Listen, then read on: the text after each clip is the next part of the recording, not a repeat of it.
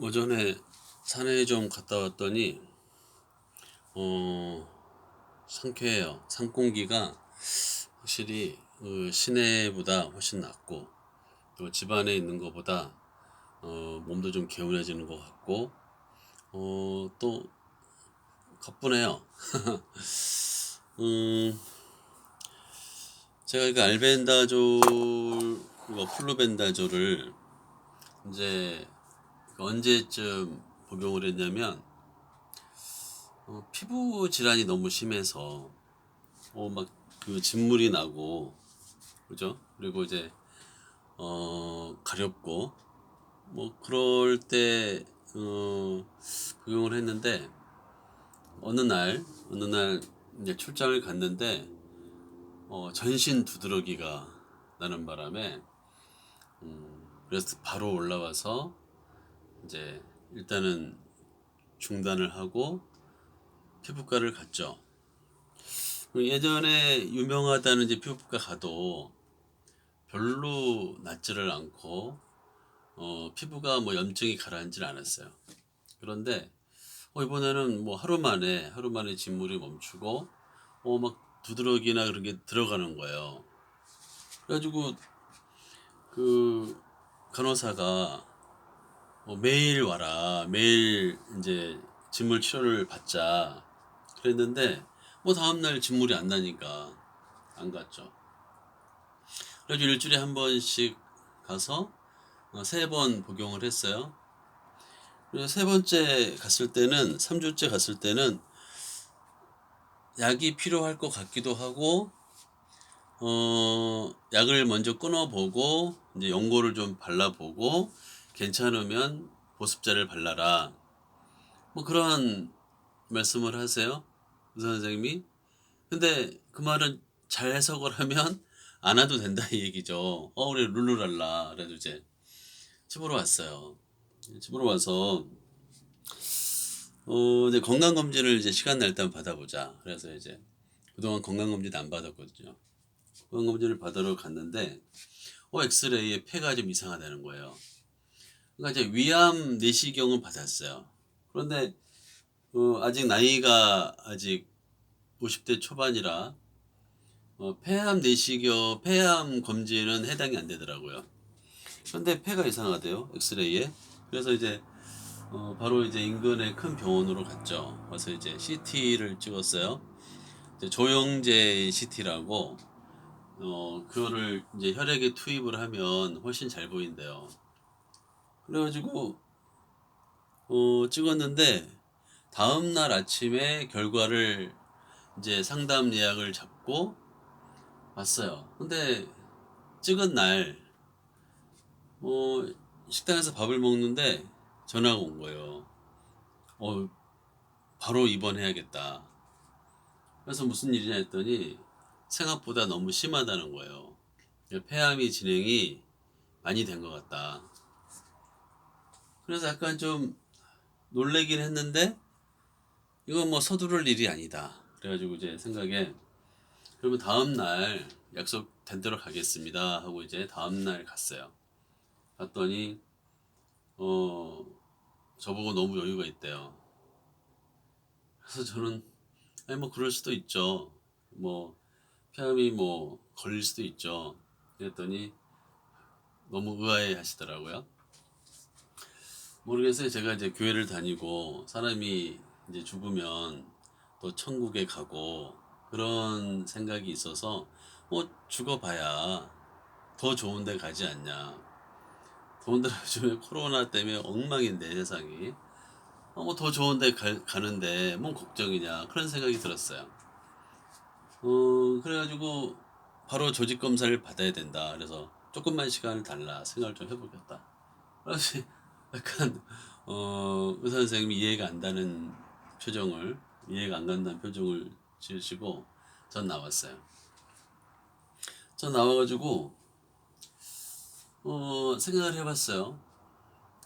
어, 전조 증상을 얘기하세요. 기침이 있었냐, 가래가 있었냐, 아니면 호흡이 가빴냐, 없었거든요. 그래서 생각해 보니까 한 두 달 전쯤에 막 기침이 계속 나오고 잠을 못 잘 정도로 그 뭐 이제 뭐 누우면 기침이 멈추질 않고 그래서 저는 그게 막 인터넷 검색을 해 보니까 위산 역류 현상이다. 그래서 이제 출장 갔으니까 병원 갈 시간은 없고 그래서 집에 있는 감기약들을 옛날부터 먹다 남은 것들을 모아 가지고 이제 갔어요. 가지고 이제 딴에는 이제 기도를 하면서 왜 이렇게 아프죠? 막 기도를 하면서 그걸 먹었는데 또 났어요. 그래가지고 없어졌어요. 기침이. 속도 편안하고 그래가지고 위산 역류라고 생각하고 한 2주? 2주, 3주 고생을 한 것 같아요. 근데 그 다음에 이제 그런 것도 있고 또 피부 알러지도 있고 그래가지고 검색을 하다가 알벤다졸을 알게 됐죠. 그래서 알벤다졸을 그렇게 해서 복용을 한 거예요. 근데 문제는 이제 피부가 물론 이제 약간 피부가 만성이어서 어 진물이 너무 나서 사실 꺼즈를 대고 자기도 하고 꺼즈를 대고 출근을 하기도 했어요. 근데 진물이 멈추지 않아요. 그러다가 이제 어느 날 저녁에 밤에 갑자기 두드러기가 난 거죠. 그래서 병원을 갔더니 피부과에서 어떻게 저랑 잘 맞아가지고 다음날 진물이 바로 멈추고 염증들이 들어가기 시작했죠. 그래서 피부도 깨끗해졌어요. 그 다음에 지금 여기 건강검진 받다가 폐암이라는 걸 알게 되는 거예요. 의사 선생님 얘기로는 폐암 4기 같다고. 그리고 크기도 뭐 한 5cm에서 6cm 되는 것 같고 좀 심장 쪽으로 좀 침범한 것 같다.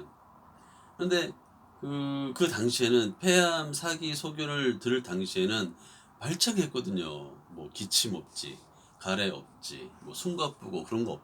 가끔 가다가 이제 왼쪽 가슴이 찌릿찌릿하는 거 있었는데, 요거는 제가 뭐 한 30년 전부터 가끔 커피를 많이 마시면 그랬었으니까 애들 사람한테 왼쪽 가슴이 약간 찌릿찌릿하는 것 같다 그랬더니 심장이 크네요. 그래서 아니 심장은 크다는 얘기 못 들었는데요. 이제 그랬었는데 그런 다음에 집에서 이제 생각을 해봤어요. 지금 입원을 하면 조직 검사 들어가는데 조직 검사는 제가 그동안 좀 봤거든요.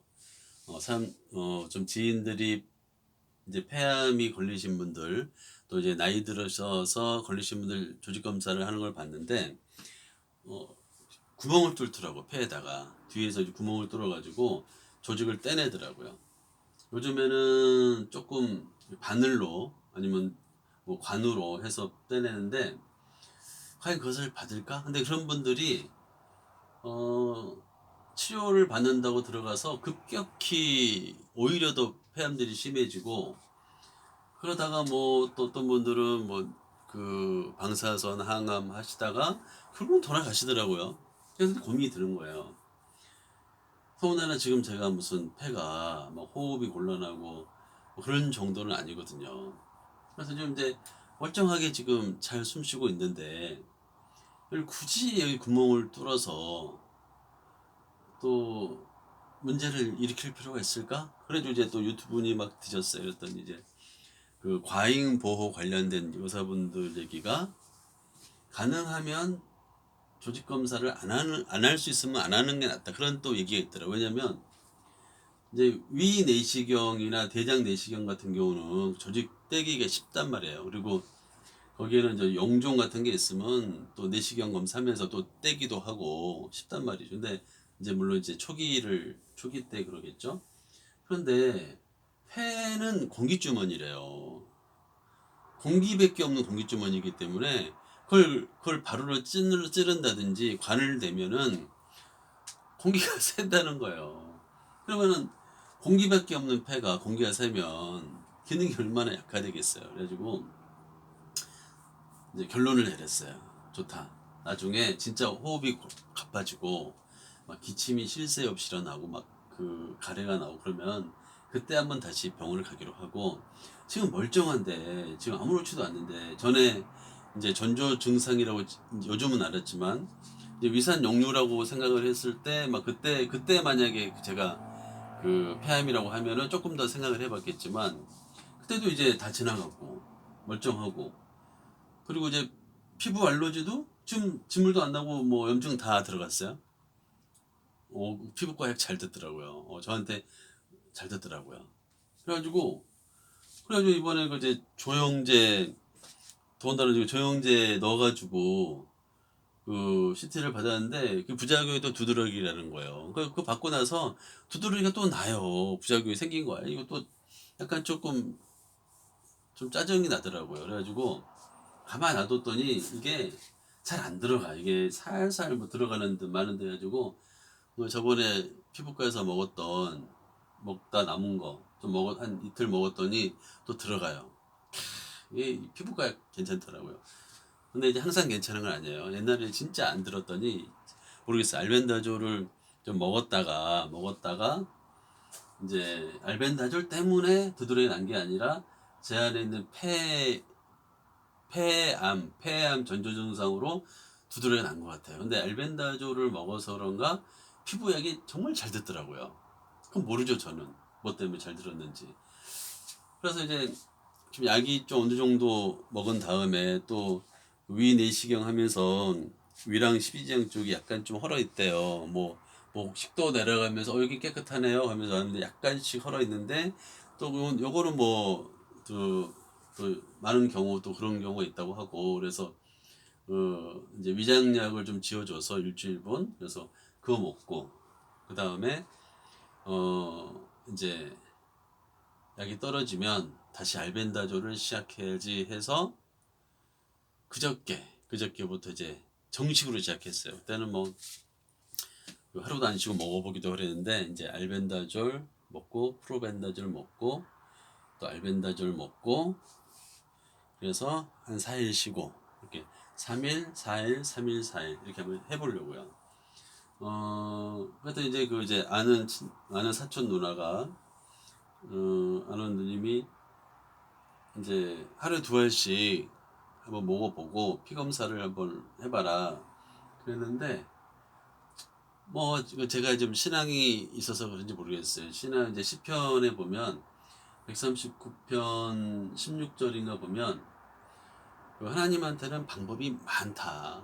우리가 알 수 없는 방법이 많다.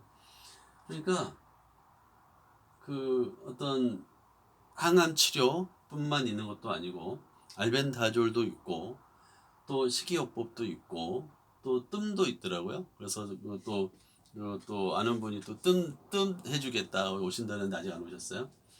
그런 것도 있고 뭐 운동도 있고 그죠? 그래서 신앙이니까 또 기도도 할 거 아니에요. 그러니까 이제 여러 가지가 있으니까 복합적으로 있으니까 제가 그 폐를 지금 건들지 않으려고 폐에다가 이제 그 구멍을 뚫지 않으려고 구멍이라는 게 좀 이상하지만 그거 빼고는 지금 다 하려고요. 운동도 열심히 하고 좋은 것도 먹고 그리고 이제 그동안 좀 즐겼던 이제 약간 술이나 아니면은 어 탄수화물이 아니라 탄산음료나 단 거 그런 것들은 좋아했지만 저도 과자 좋아하거든요. 좋아했지만 그런 것들을 안 먹고 그런 것들 가능한 한 안 먹고 그리고 이제 내가 안 먹었던 것들 몸에 좋은 것들 이제 뭐 즙 종류 그런 것들을 이제 먹고 해서 한번 해보려고요. 그리고 이제 산에 한 3일째 올라갔다 내려왔는데 좋아요. 그리고 지금 제 목소리가 쉰 목소리가 아니잖아요. 옛날에 아는 분 보니까 나이가 드신 분인데 초기인데도 바로 쉬시더라고. 근데 저는 뭐 사기라는데 그러니까 좀 겉으로 사람들을 보면은 얼굴이 왜 이렇게 밝네요. 어. 아픈 사람이 같지가 않은 거야. 저희 집에서도 제가 제일 생생한 것 같아.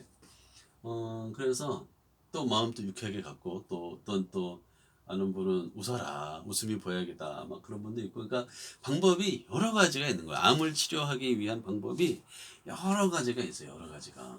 그래서 그래도 그 중에 이제 알벤다졸을 알았으니까 알벤다졸을 뭐 먹어보고 시작해보려고 합니다. 요즘에도 알벤다졸 파나요?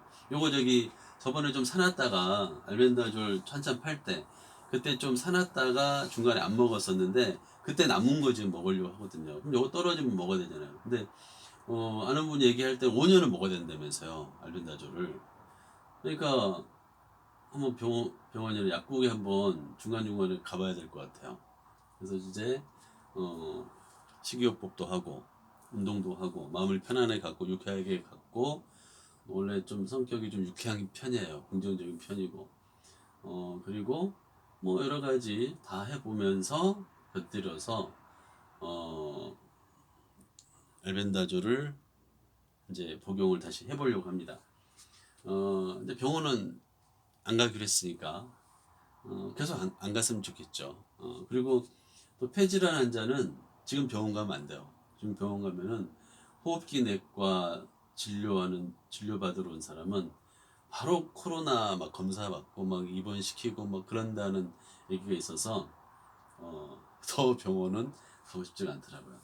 물론 좀 저보다 좀 증상이 심하셔서 생활이 좀 생활하기가 어려우신 분들은 뭐 당연히 또 병원 가셔서 또 여러 가지 또 검사하고 그리고 또 알맞은 치료 받고 그것도 좋죠. 그리고 또 유튜브 보니까 표적 치료제 얘기도 나오는데 요즘에 표적 치료제 종목 많이 나왔다고 하더라고요. 그래서 이렇게 치료 받으시면 좋죠. 근데 이제 저는 아직 이제 쌩쌩하니까 아직은 괜찮으니까 단지 의사 소견으로 폐암 사기 같고, 제가 CT 결과를 눌러보니까 좀 크더라고요.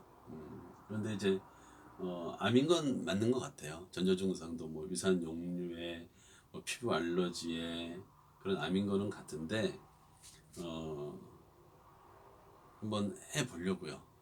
한번 해보려고 합니다. 그래서 좋아지면 또 알벤다졸을 또 먹었으니까 한번 또 후기를 올려보겠습니다.